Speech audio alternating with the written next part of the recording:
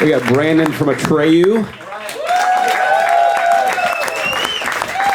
We have Eric from Prevail. Jerry from King's X.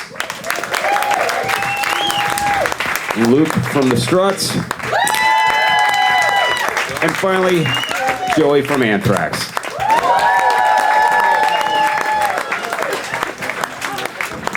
Thank you, gentlemen and lady, for your time today. We really appreciate it, and we look forward to hearing your stories and your anecdotes on the ever-changing music industry landscape. So, with that said, Chad, let's go. You guys, anything to add to this before we start the conversation? Yeah.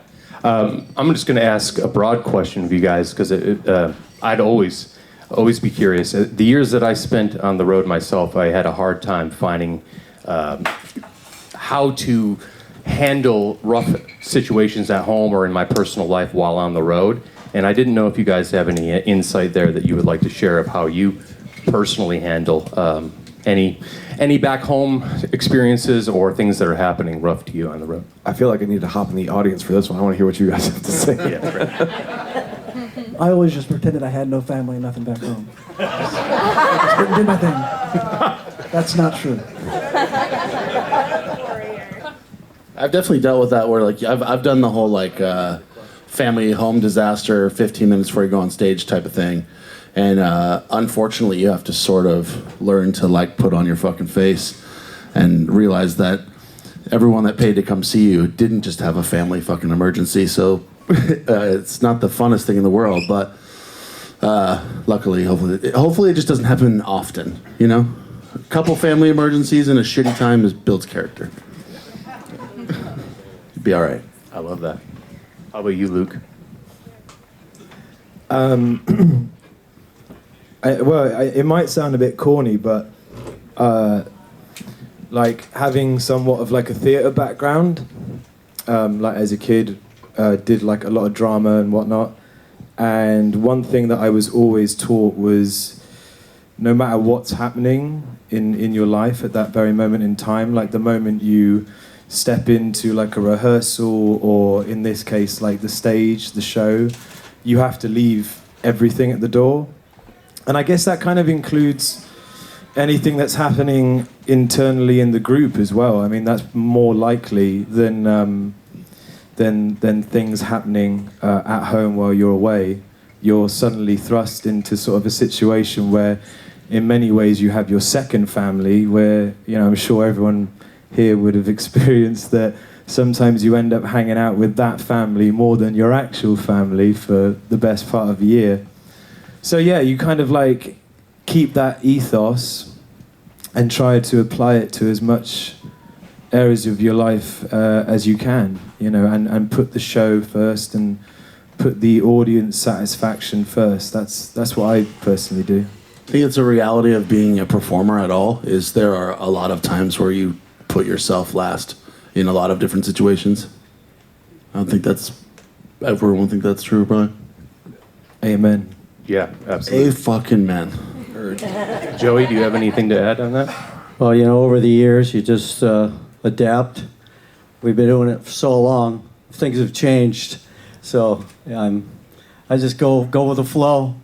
You learn about everything that you're doing. You have your own thing you do every day that makes you happy. But mainly it's about the music. You just go out and make sure you do a good job and really just stick to it and not really be unhappy about anything. I'm easygoing, so all of it's pretty easy, you know. Plus, I lived at home for like 28 years, so I didn't give a shit. You know, really, honestly, that was a good start from that point on. That after, you know, when you get a house and you get animals and stuff, now you rely on friends to help you, or you call on them. Plus, now we got the phone. We had to call home and check in with our parents. We had to borrow the production phone just to say hello and we're okay, you know, stuff like that. So things have changed. But it's pretty good, you know. It's just not the easiest thing to pack and go for a long time. Like we were gone for 50 days last month or two, you know. So it's a long time to be away. Absolutely. I don't want to leave you out, Moriah. Do you have anything to add? Honestly, I would just say everything that everybody on this panel just said. I feel like at the end of the day, me personally, I'm good if something's going on, I'm like, okay, let me cry real hard and real good for a second. And then put your head down and don't think, just do. That's kind of what, how I do it. And then also, as Joey was saying, you're finding things that you like, finding things that keep you sane, and finding things that really just put you, keep you grounded, keep you in that good headspace. And for me, something like that is fishing. I love to find any ponds, rivers, lakes, streams, anywhere on tour. I bring my travel rod, and that is... We have one of those too. Same. Oh, no way! Looks like we're all touring together and fishing. Yes. Some fishing buddies now. That's awesome. Strangely, it's all by lakes. I don't understand. Like all the shows are by lakes. We're doing coastal tours only. Those are some great answers. How about you, Justin? When you learn how to play music and become musicians, and you're kind of sitting in your garage, you're with your friends, and you're creating your first or third band or fifth band by that time, what was your aha moment when you think, I can do this professionally, and this is what I'm going to do? This is my A plan, and I have no B, and I have no C, and I have no D. When was that moment for you guys? It's probably different for all of us. Yeah, I think so. I mean, I think no one in my particular band had a B, C, or D plan. One, because we started touring when I was like 17 years old. Like, we were all very young. And we had like we've told the story before, but we put out our second album, and you tour and people start paying attention, and you're like, oh, this is cool, like this, people actually like it, I don't know. And we did like a signing. Our label was like, we want you guys to do a signing at the Virgin Megastore, and we were like, that's what like pop singers do, you're an idiot, that's makes no sense for us. And we showed up to like our local sort of mall, and there was like this line around the mall, and it was like, whoa, like what's going on here today? And then it was for our signing. So like, that was the first time that we all kind of were like, is this our job now? I think might actually work out. But I think everyone has that thing, or you're like, oh, cool. Yeah, I feel like everyone's stories up here is going to be different, but man, I've said this before, so forgive me if you're hearing this for the second time or the 100th time, but I went to school. I grew up playing baseball. I went to school, went to college playing baseball. I got injured, and while I was in college, I was like doing bands, local bands, and tour, like playing local shows and stuff. And then by some grace of God or miracle or the heavy metal gods, I met up with the dudes who were Prevail, and we wrote our first EP, and we did that cover, Blank Space, and yeah, the rest goes from there. No, but for real, we released everything, and I went to school for 4.5 years and had nothing to show for it. Dropped out, went on our first tour, and the first show we played in Pittsburgh, it's a venue I don't believe is there anymore. It's like 400 cap. It was like an old church or something, and it was sold. Altar bar. The Altar Bar, yes. Was anyone there? Fuck yeah, what the shit? You're 10 years later, thank you. Well, if you remember, that show was crazy. It was our first show as I Prevail, and it was sold out, and we're like, we gotta go do like a signing or something, meet everyone who was here, and everyone stayed. And we were like, we just met as many people as we could. And from that moment, that show, I was like, I have nothing. I'm cutting ties with all what I used to work at, what I used to work in factories and shit. I'm not going back to that. I have to put everything I have into this, because that high I've never been able to touch. I've gotten close, but I've never been able to touch that high of that first show, and I'm chasing that till I die. And that was our statement. Jerry? Well, for me, I actually can't remember a time when I made the decision to be a musician or to make music. It's just something that's always been a part of my life. So everything I've done, I never had a B plan or a C plan or anything. It's just, I'm going to make music. That's just what I do. And of course, I've had jobs throughout the years, and different things happen. I went to college for a little while, but I knew in the back of my mind, I'm only going to college to meet other musicians. And that's exactly what happened. I met Ty and Doug when I went to college, and we formed a band, and we stayed together, and things just somehow happened where we can do this for the rest of our lives. And so yeah, it's just the way it's been for me, if that makes any sense. Absolutely, absolutely. Luke, you mentioned coming from the theater. Was there a transition from you going from theater to being a musician, or was it just kind of seamless for you?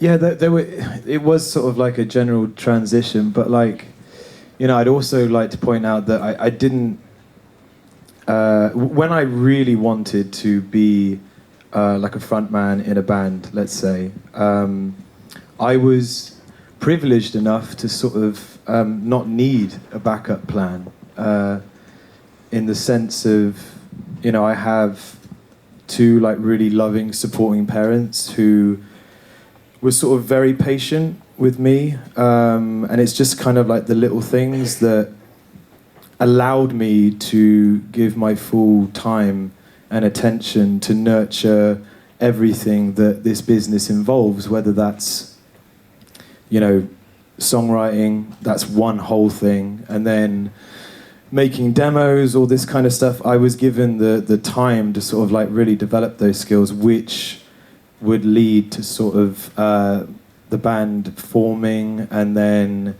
even like the months or so when we were sort of getting our first record deal,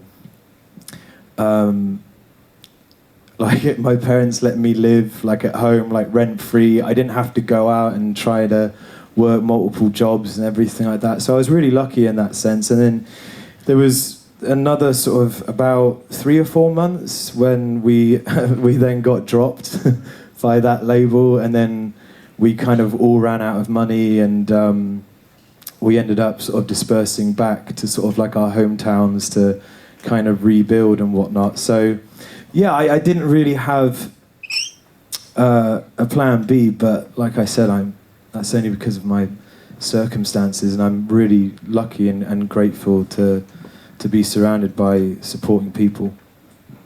Do your folks show up at your gigs in England then? Sorry, say again? Do your folks show up at a lot of your gigs then when you play at home in London or just around England? Yeah. Well, it's funny because in the United States, you know, an 8-hour drive to a gig is nothing. In the UK, that's like going to fucking Mordor or something like that. It'd be like 2 hours down the motorway. They're like, no way. So if we're doing, if we're playing my hometown of Bristol, you know, that's a 30-minute car journey. That's like, yeah, we can do that. We can do that. But they've come to the big shows, like the ones that really mean something to me. There's been a few really big defining moments in my career.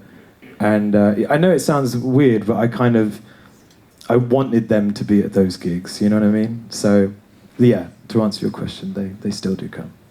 Joey? Oh, God, I don't want to bore you guys with my thing. Let's hear it. All of it, please. No, I mean, in a brief moment, you know, when you're a young kid, you want to be in a band, and that's what I did. 7th and 8th grade, I had a band. I put a band together. I was a drummer, a singer. I did that for quite a while and kept doing it, and never stopped. And then basically, as time goes on, you say, you know what, maybe I'll give it a shot going out front and get off the drums. And eventually, that led me to Anthrax, basically. Before that, I was in a band called Bible Black, which was Ronnie Dio's Elf. I lived with those guys for a little while, and we kind of did nothing. But at the same time, we had some really cool songs, but we just didn't do anything. Sure enough, Anthrax was looking for a singer through the time I was there in Ithaca, which was where I was living with Alf, which, again, was the first Rainbow record with Ronnie Dio. So at that time, I flew down. My father said, this band Anthrax wants you to come and, check them out and see if you want to sing with them. I had no idea anything about thrash music. I'm a classic rock, hard rock, metal, stuff like that. So that was a big moment for me to be able to do something really local in a small town. My parents, again, were also supportive. They let us practice all the time at the house. We used to blow the shit out of the house, I mean, my father even hooked up an extra speaker to lots of TV until we were gone. So I had plenty of support, and I've always loved to play music. So, here I am doing still. So, I love music. So that's my thing. It's funny you mentioned the drums. I, as a fan of your work, I didn't realize you played drums until probably many of us can attest to this, is the live video for I'm the Man. Yeah, unfortunately, there was no drumming in that for me. I'm talking like stuff like doing Rush and singing Tom Sawyer and playing. Sure. But I mean, man, it was fun to play it for that little moment, but it was the least amount of drumming I could possibly do in that song, you know? Sure. I'd fuck it up on purpose so those guys would have to stop, you know? Moriah, when did you decide, hey, this is my life going forward?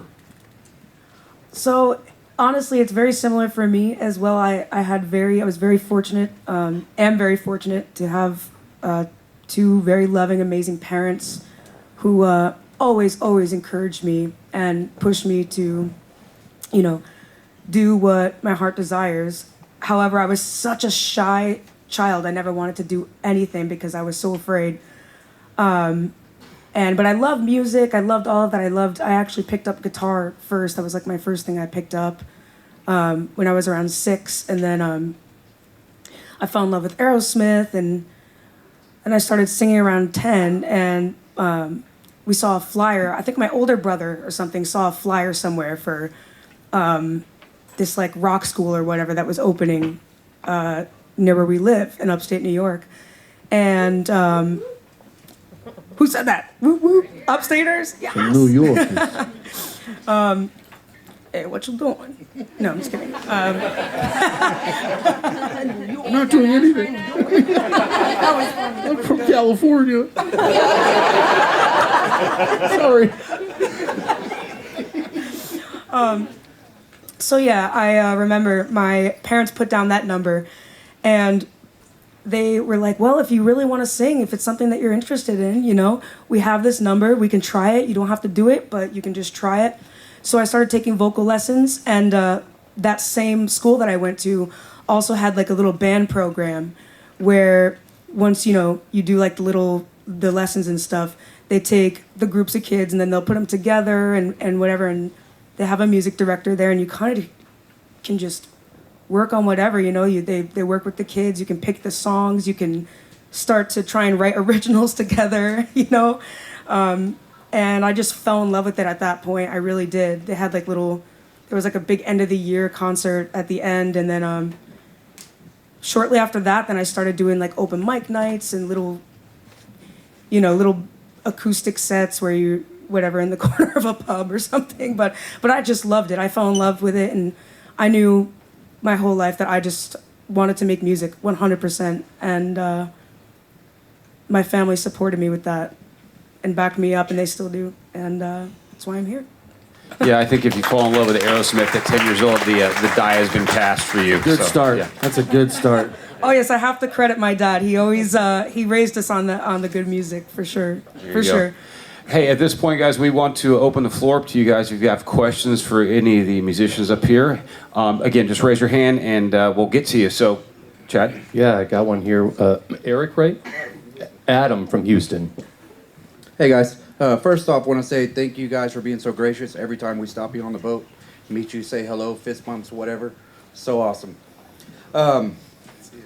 Listening to what Luke said earlier, I just kind of got my mind going. I was wondering, what is the worst job, the job you would never go back to if you didn't have this job, that it was just fucking horrible and you hated it, and you would just never do that again, but you remember it, so that makes you try this harder.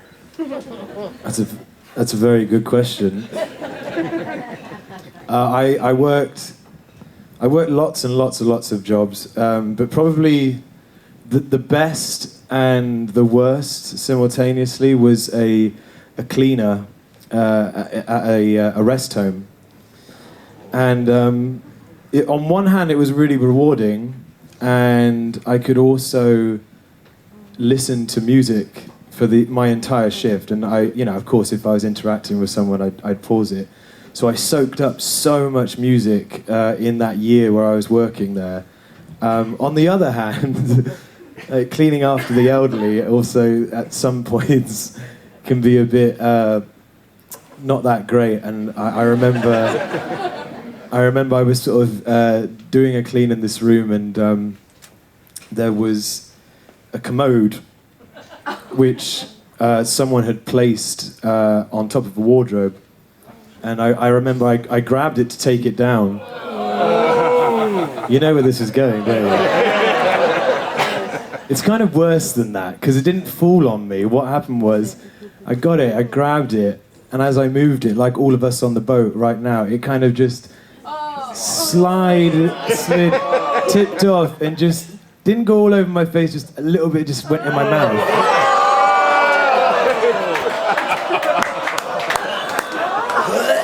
So I regret kissing you now. yeah, man. So sleepless nights, and when you've been on tour for about a couple of months or so, and you're just sort of very disenchanted by the experience, which is okay. Like we're human beings, we're allowed to feel like that. It's fine. But that one definitely, that memory can definitely reset my mind fairly quickly.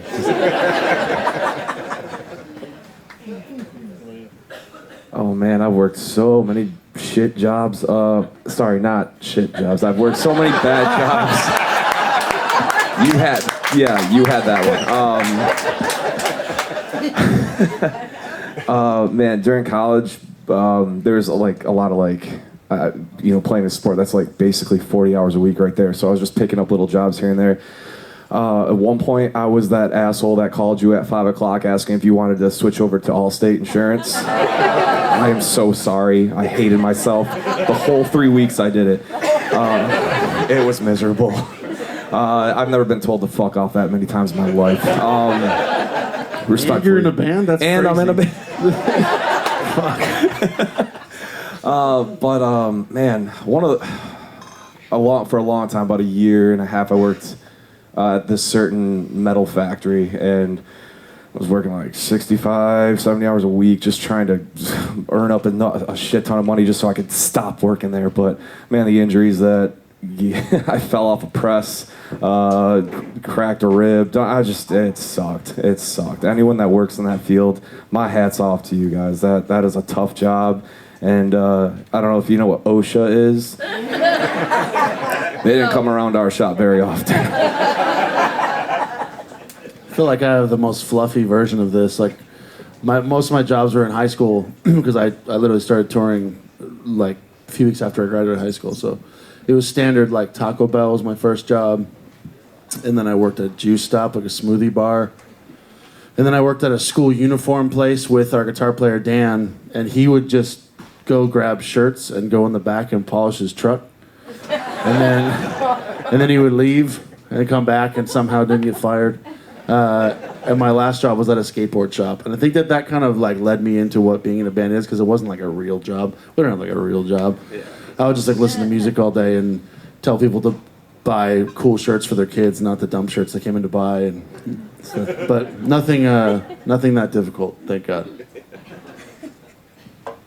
I have to say, I'm a bit older now, and been through quite a few jobs and whatever.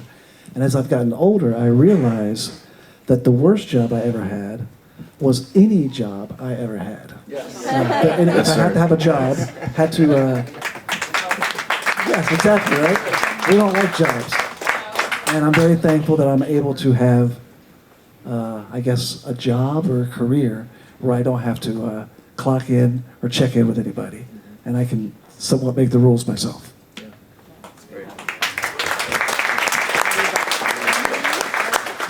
All right, guys, we have a question back here from Chris from Missouri. Yeah, I failed at this about halfway through night one, as you can hear. So I was curious if, when you're on the road, how do you take care of your voice? Do you have a regimen, or is there certain things you do to keep the voice strong? Should go down the line here because I feel it's going to be vastly different for everybody.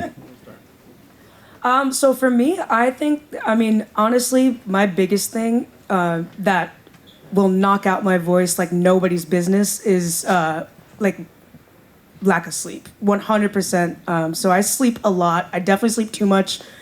You can ask any of my bandmates. It's pretty excessive, but I will say sleep is definitely the biggest thing, I think, for me. And then hydration, of course. that's also something that I need to work on. But hydration, and then of course just not, trying not to talk too loud or yell or anything. Being in super loud environments where it's like you got to scream to so somebody can hear you or whatever. And it's fine, but there's usually like a cutoff, where I'm like, okay, I should probably stop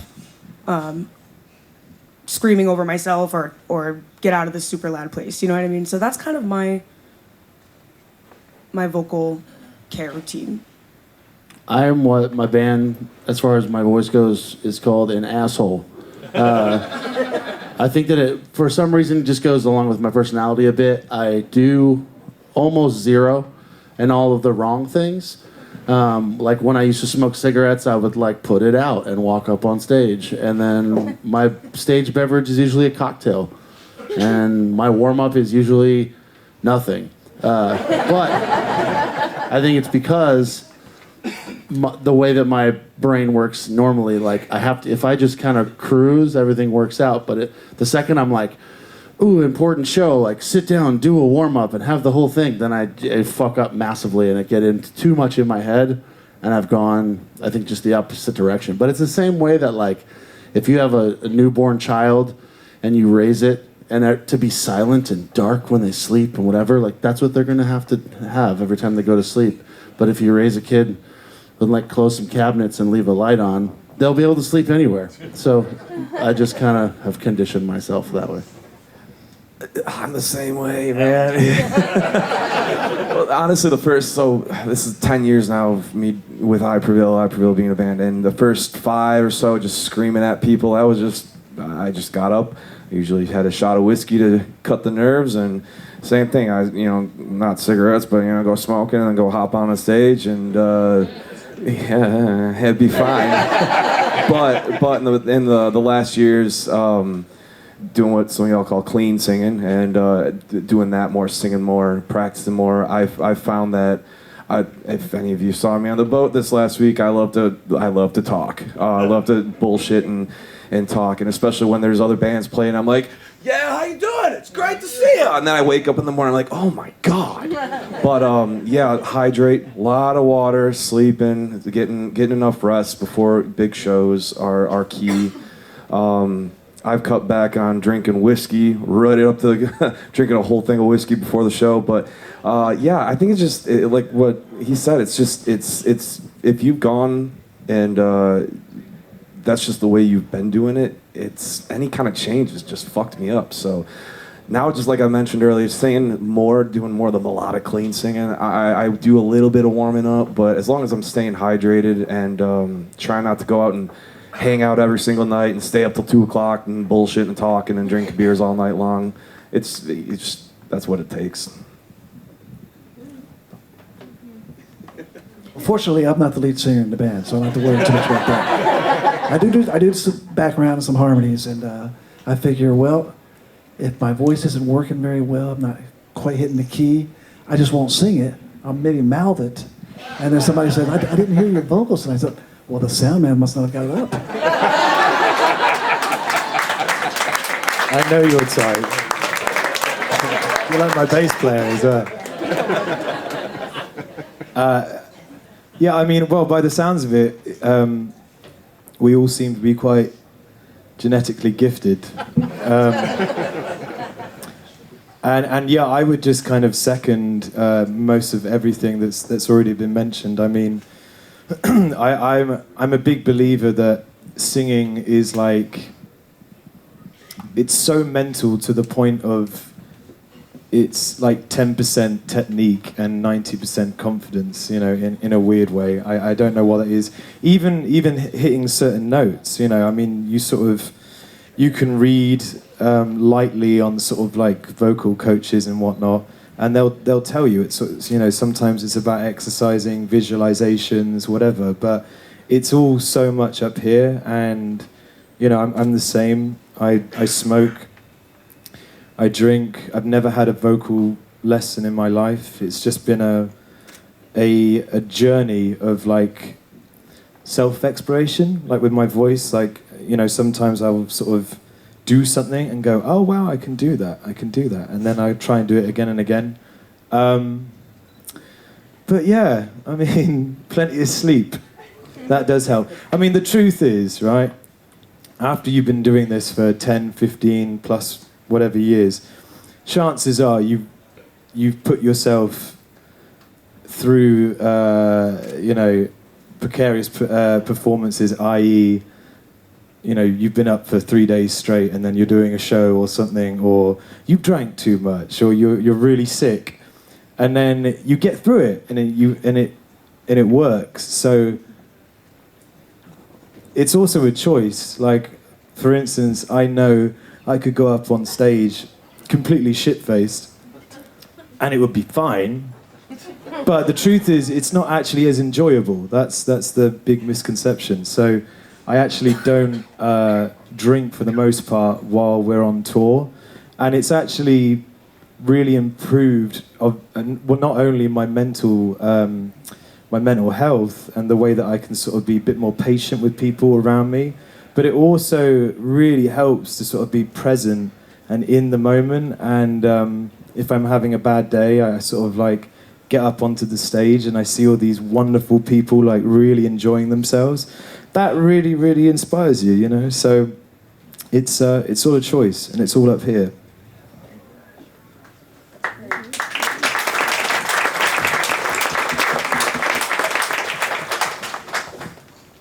I got another question. This is from Stephanie from New Jersey. Who inspired you?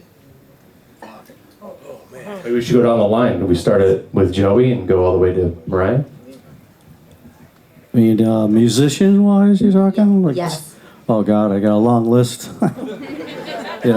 Hey, I've always loved people that had, like, a lot of good qualities, good melody, good range. I love a lot of music. You got Freddie Mercury, you got Paul Rogers, you got Robert Plant, Steve Perry. There's way too many people I actually love a lot. So I just like a lot of singers, and they're inspiring. So that's what it is for me.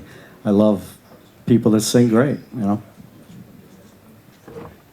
I remember being sort of like 14 years old, and purchasing I think it was a VHS actually of AC/DC live in Donington, and that really sort of something happened in my mind when the opening song Thunderstruck came in, and the Donington racetrack, which is obviously now where they hold Download Festival in the UK.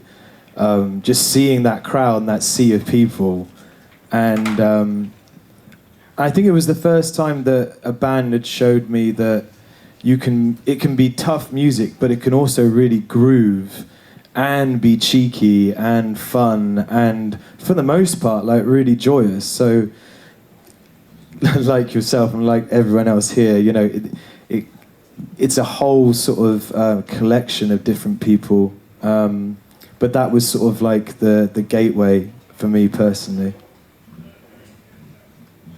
Well, I will have to say, I find myself now learning that I'm basically inspired by everything, whether it be music or not music. Life itself is what inspires me, or whatever that means. And but music is just what I happen to do. And I remember when I was 6 years old, the Beatles came to America, and I was already into music. But once I saw them on the Ed Sullivan Show, like many other people, that was it. There's nothing to be but like the Beatles. And then, of course, Led Zeppelin came along, and, everybody else from then. But that's kind of where it really took off, the Beatles. That's all I wanted to do was be the Beatles. I remember one time, my mom took me to get a haircut, and I was so upset about it, to have my haircut, because I wanted to be like the Beatles. And the barber knew this, and my mom said, he really likes the Beatles. And so he said, I got the solution for that. So he combs my hair down a little bit, and then he cut more of it off just to get it across. I said, what the fuck? No, I want more hair, not less. But anyway, that's beside the point. But the Beatles is where it all started for me. I was 13 years old. My friend gave me a Ride the Lightning CD, and I've heard Metallica growing up on the radio or whatever, and you know the hits, you know, and Enter Sandman, whatever, and then heard Ride the Lightning, put it on my little CD player. Went to school. I remember going to the school bus for the first time because I transferred from a private Catholic school to a public school in 8th grade. Met this friend, and he's like, "Oh yeah, here, check this out." And I put in my CD player on the bus, and I was like, got to the Ride the Lightning track, and then Trapped Under Ice. I was like, "You can do this with music? What the that?" Thanks for censoring me. That's great. That was impeccable timing. No, but ever since then, I was on the hunt to find the most aggressive, the fastest, most aggressive, most pissed sounding music. I was at that age where I'm like, I hate my parents, and I was like, I need the scary stuff, and yeah, just went from there. Slipknot was a huge one for me growing up. Just the aggressive music, and you know that self-titled record, and from then on, just hearing like, oh, okay, now I know you can do this. Like, what else can you do? And I just broadened my horizons with music and going to live shows and seeing metal shows live. There's just this it's this visceral feeling when you first go to your first metal show. There's Despised Icon and Carnifex, if anyone knows who that is. They're hell fucking yeah. I was there and I was like, what is going on in this crowd? All these kids fucking swinging their fists and shit. But besides, I'm getting sidetracked here. That's when I first found my love of metal and just wanted to hunt for the coolest thing. And now my music taste is just eclectic. I love metal. There's a few different things. Like, I think the first time I recognized and was inspired by just like songs and like harmonies really was the Traveling Wilburys. My dad always listened to that band, was a big Tom Petty fan and a big Dylan fan also, but Traveling Wilburys were the first time that I was like, what are these, like, this is songs, like these are harmonies, like what's happening? All these dudes sound so good together. And then the first person really that got me into singing, I was just a drummer obviously at first, and I loved Incubus, so I had the Make Yourself record and the one after it. I'm blanking on what it's called right now. Stupid, because I listened to it 700 times for this story.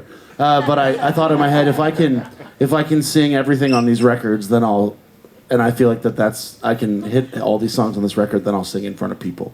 And I'll like start trying to do that. So that's what got me into singing. And then very much like you, going to shows in Orange County, like Orange County, California had, I'll say, a violent hardcore scene. Like the shows were pure chaos, like 900 people on stage the whole show, people jumping off the balcony, and it was one of those things where it was like, I want to make people do that. So that was like the whole thing. Yeah, those are my three main sources of inspiration. So for me, I gotta say my biggest inspirations growing up, and still, are Hailstorm, Evanescence, and Korn. Those are my three big ones. Mainly Korn and Evanescence, I gotta say. Because, you know, in that phase that you were talking about, where it's like, oh, I hate this, I'm gonna be emo, and then fuck you, mom, but then this. I just never actually grew out of it. No, I'm just kidding. You just like your parents again? But yeah, those are. But then when I was a kid, what really inspired me musically, as I said earlier, was Aerosmith. That was a big one for me as well. That's awesome. I have a question from Dan from Simi Valley. First I wanted to know, what's your favorite member of Atreyu and why is it me? Go ahead. No.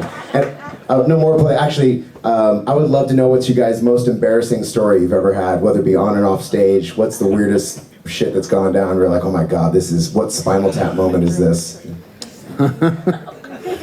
Send it. Let's start. You want to start? Embarrassing The moment. first thing that comes to mind for me is a show that we were doing, and it's just because of the feeling that I remember. The feeling was like, we were so embarrassed, but I think it was like one of our first shows ever. And we had played, I think it was Kenosha County Fair, I think. Yeah, Kenosha. And we started going into this song. We had I think our drummer at the time did not know, like, I don't know what happened. But anyways, we started playing a song, the guitars, and then our drummer started playing a different song at the same time while we're doing like this really slow ballady song. And it's just like, and I'm like, oh my gosh, this sounds, and then we just had no clue what to do or how to fix it or anything. And the feeling was sheer panic. So that's the first thing that comes to mind. Probably sounded like last night when we tried to play Whitney Houston.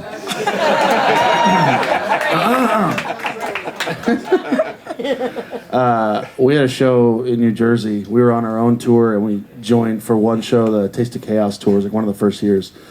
And every big band in our genre is on the show. It's a pretty, 5,000 people, like pretty big show, and they're filming it.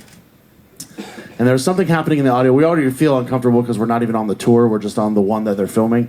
And something's happening with the audio where they keep like cutting house lights and people are all excited. Then they turn it back on again because they have to fix something. And people keep getting more and more pissed off. So finally they do it, and then people are chanting like, bullshit, bullshit. And I'm like, fuck, okay, like, what do I do? First of all, I'm the drummer. What the fuck am I going to do to save the day? I'm in the back.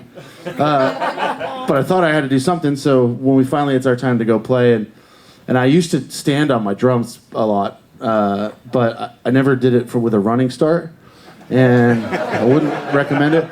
So I run on the drum riser, and I step on my seat, and it collapses forward, and I fall just into my drums, and the intro's playing. So I'm like, kind of rip my drums up. I have a floor tom on my belt, which I just take, and my first instinct is just take it and throw it as far as possible. So I throw the floor tom across the stage. The other dudes in my band are like, is our band breaking up right now? Like, what the fuck's happening? And then I go to play the first song, I don't know, 100,000 BPM too fast. And then I go to sing for the first time, and the monitor just screams in my face. So then I start kicking that monitor over, and I'm just having a full-on, like, 5-year-old tantrum on stage. By the end of the 40-minute set, I kind of regained composure, left stage, and literally was like weeping in a corner because I'm like, how did this just happen to me? And the fun part about it was no one even knew what happened because I'm in the dark in the back because I'm a drummer. So let that be a lesson. No one always sees the shit that happens to you. Don't worry about it. That's a good lesson. Man, there's a ton, so I'm just gonna just fire some out real quick. Early on in our career, one of our first tours, we were in a military town, and I was gone most of the day doing some stuff. I get in right before the set, and I was like, oh, I want to give a shot. And they're like, oh, it's the Army. I was like, oh, okay, we love the Army, and it was the Marines, and half the fucking crowd left. Then the next one, I was up close to the stage. This was Q&Z Expo in, I think it was Wrangell, Wisconsin. Yes. Hell yeah. It's like okay, so if you were there, shit. If you weren't there, sick. I got too close to the edge of the stage. There's light bars. I got blinded. I thought I had an extra foot. I fell, cracked a rib. The next one, I went to do like a really high stomp, split my pants. I was wearing bright colored underwear. Usually you have to pay extra for that. Yeah. They get to see that one for free. You just gotta click on a link on my. Anyways,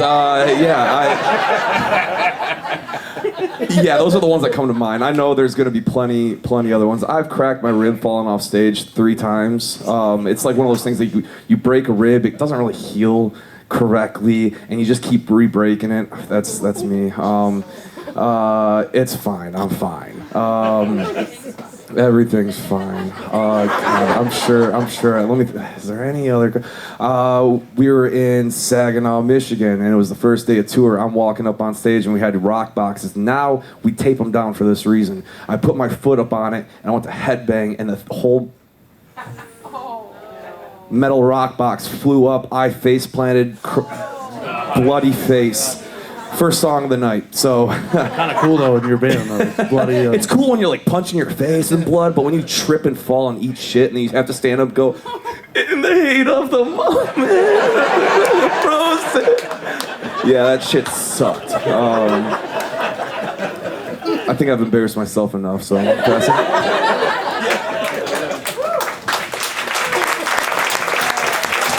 Thank you. Clap at his pain. Clap at his pain. Thank you. Please. Yeah, Well- make us feel better. No, I'll say make us feel better.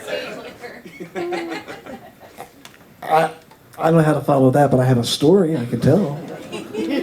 We started our band off only to do originals. We were going to be an original band. That's all we're going to do is our own stuff at all cost. And then we come to find out we couldn't get any gigs because people didn't care about that. So we started doing cover tunes. We got some gigs, and we got kind of tired of doing that still. And we're doing a show in Bloomington, Indiana, and we said, hey, let's just stick to our guns. Let's only do original like we planned. And we said, yeah, let's just do it. So we got the places completely packed. And so we started doing our stuff. After the second song, I promise you, everybody but 2 people left that building. Kind of embarrassing. But look at us now.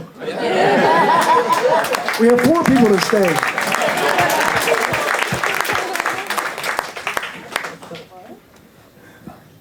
Fucking hell.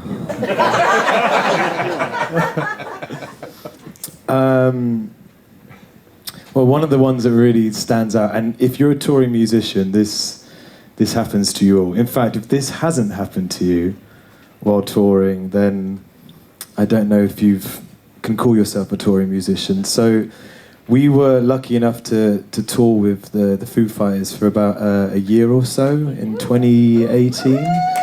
And it was an amazing tour, and it was, arenas everywhere across the States, and I thought this would be a great time to sort of try my hand at switching to a vegetarian-vegan diet. And because it's the Foo Fighters, you walk into the catering and it's beautiful. The spreads are amazing, and the food is great, and I think it was this must have been the second day or so. So I did our show, and then of course the food played and we hung out, and I was eating this big plate of all this vegetarian vegan stuff, which at the time was really, really nice. And I don't know if anyone in here has ever switched from a carnivore diet to a vegetable-based one, but what happens is sometimes you can get quite gassy for the first couple of days at least. So late at night, I'm in my bunk, and I remember falling asleep, my stomach was just bubbling away, and I was like, it's fine, it's gonna pass, it's cool. Right. Anyway, slept through the night, and then it's probably about 9 o'clock, and the bus is parked outside the arena, and I wake up, and my stomach's still rumbling, it's still going, and I feel a bit of pressure down there, which I thought was flatulence at the time. And I learned very, very, very, very quickly it was not. And not only... and there was no way I was going to stop this. So I was on the top bunk. Wait. Don't get that bad, right? So I literally jumped out of the bunk, just clenching for dear life. And I run into the bus's back lounge to find a fucking laminate, because I'm thinking if I get outside of this arena, they're not even going to let me in there, without a laminate. So I'm running around, putting on my sweatpants and everything, and I'm just sweating, God, please, no, no. And and I got out of the bus, and it was just too late by that point. I had just sort of, given in and thought, fuck's sake. There was no way of stopping it. But I of course, I saw the stagehands loading in. That's how early it was. So I managed to find a restroom that was being shared by a lot of stagehands, which they all found it very amusing. And I remember, luckily I had my phone on me, so I was texting my tour manager at the time, and I was like, you gotta help me. He's like, why? No one on the bus is even awake at this point, right? It's only 9 a.m. And of course, I told him what happened, and he found it absolutely fucking hilarious. And we then had to approach the Foo Fighters TM way too early and say, look, you know, I know the rooms won't be ready till about midday, but there's been an emergency. And the TM was like, why? What the fuck's going on? What's happening? It's like, Luke shit himself. And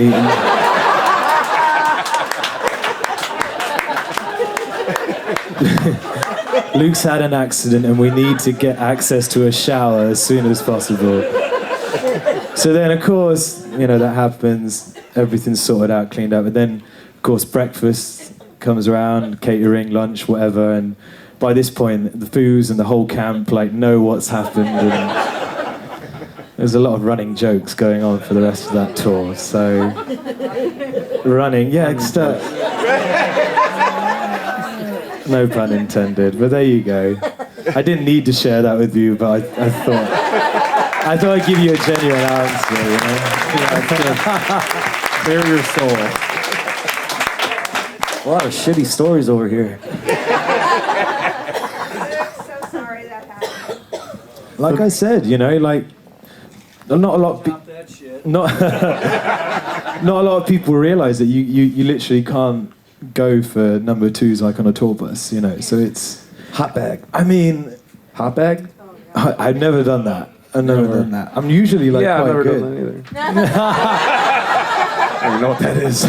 To make you feel better, you're telling your story, and I watch our guitar player in the back go, wow. It's me, oh my. He's had his own problems too.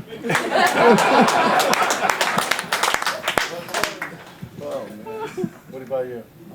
I don't know where to start after all that shit. Apparently the toilet. I think you started the toilet. Well, you said hot bagging it, right? Yeah, I know people have done it before, but I never have. But you know, if you gotta go, you gotta go, right? Somewhere. I think I fell through too many holes and stages, actually. This summer, actually, was Rockville. I was walking out on the wings and dropped in a hole. The piece of wood just kind of gave way, and I went in face first while I'm singing. I had no idea what happened. I did that a couple times at different stages. But there's so many dumb things have happened over the years, so I don't want to bore you with it. These guys told enough. Next question, I guess. All right. He's like, I'd like to clarify, I've never shit my pants, though. I have never shit my pants. All right, guys, we have It's a matter of time, mate. All right? It's a matter of time. We have a question here from Josh from North Carolina. Hey everybody, I was wondering, you know, as you find success in your careers, you know, it's inevitable that people who you knew before you found success start to treat you differently. And I was wondering if you had any interesting stories of people who maybe you weren't the biggest fan of in your life, who then came around a lot differently. I think that's standard practice. Yeah. It's always that dickhead from high school. It's like, man, fucking love you guys. And you're like, oh, fucking, of course you do. T-shirt's more expensive for you, bud. And no, we can't hang out later. Yeah. No, I don't know. I think that that always happens. Like, in life, unfortunately, there's a lot of people that just don't treat people on an even playing field, you know? It's like, you shouldn't be treated a certain way because of who you are, what you do. But unfortunately, a lot of people do that. And I think going through being in a band, even now, I mean, I'm 25 years deep in Atreyu, and you know, you still have that where it's like, oh, you weren't cool last year, but you're cooler this year, so want to hang out, you know? But you just kind of ignore those people. Yeah, I feel like anyone here knows that when you leave high school and you get older, that people change, people grow up, people mature, people realize that they're fucking assholes back in the day, and they come around and, you know, want to reconnect or whatever. And now in the place that I'm not just speaking for myself, now in the place that I'm at, you know, when someone comes back around, it's kind of hard to tell if it's just because you want to come to the hometown show, or if you actually honestly miss our friendship or whatever it may have been. So that is I don't have a specific example or story, but it can be a challenge, especially in the early years when we were just starting to grow and starting to play bigger shows and be like, yeah, you tried putting me into a locker that one year, but Now you're asking for 4 tickets. He's like, yeah, but you wrote a song about it. You got something out of this. So yeah. Have they ever come to you and like apologize? Me personally, no. And then I write like songs like Bow Down. So. Yes. All right, we got a question from Dylan. He's from Wisconsin. Hi guys.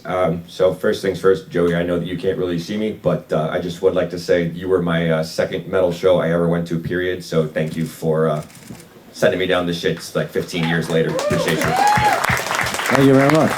Yes. So my band just dropped our debut EP like 2 weeks ago, and I guess I just wanted to say what. Push it. No, what's the band name? Tell the band name. Where can they find you? It's called Vapid Soul, like rapid with a V. Everyone with Spotify, go stream it once you get off this boat. God damn, thank you, Eric. Holy shit. I just got you at least 20 listeners for the first month. Well, thank you. I appreciate it. I guess the thing I wanted to ask is what's the best piece of advice that you could give to a band that has just started out, or a piece of advice that you got when you started out that you would like to share with everyone? You want to start? Sure. Okay, right. I mean, I guess I would just say it's pretty cliche, but the things that have been working for me or that I've really, give me peace of mind is just confidence and, remaining humble and just don't take shit from anybody. And if you have a vision or your group and you have a thing that you want to do, you got to just do it and not listen to anybody, because there's always going to be these people who try to pull you this direction or that direction or whatever, pit you against each other or you know what I mean? And then it's just when you stick with that and you know what you want to do and you're a unit, that's really what it's about, I think. Yeah. I think so. I agree. That's a huge part. I think part of our band sort of ethos the whole time, and the idea is to almost intentionally try and not do what else is going on. You know what I mean? Like whatever else is popular. Dan, our guitar player, always does the same thing where he's like, "Oh, you heard that thing?" Like in our genre, it's like, "You heard what Bring Me the Horizon did?" They're the one of the front runners that just kind of kill it all the time, and it's like, yeah, they already did it. They already did it. Like so, I think being in a band, the most successful bands are the ones that kind of, I think, carve out their own lane and just stick to what they're doing and don't try to cater to what you think is going to be cooler or not. Just do what you like. Yeah, I think it's tough finding a group of guys or girls that all have the same vision and the same wants that you may have, specifically you may have. So one is all agreeing, like, if you guys want to just be a band that's just playing some gigs locally for a while, just having fun with music, that's awesome. If you guys want to try touring a little bit and be in that band that gets makes a little extra cash on the side, that's awesome. If you guys want to be that band that's touring the world and being the biggest band you can fucking be, that's awesome. As long as you guys all feel that and are chasing that dream.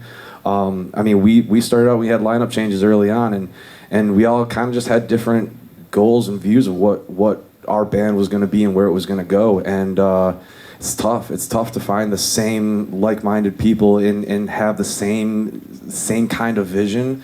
So if you have that, keep running with that. And I think it's also, we learned real early on, is if you're going to be that band that you want to be to go take over the world and tour, there's passion, but it's also a business, and you have to keep in mind that, like, this is a job. As much as fun as it is and a dream come true as it is, it's still a job, and you got to treat it like a job and take care of it like a job. But if you love it and you're crushing it, it'll never be a job for you. So yeah. I just say keep up your craft, keep working at it, don't give up.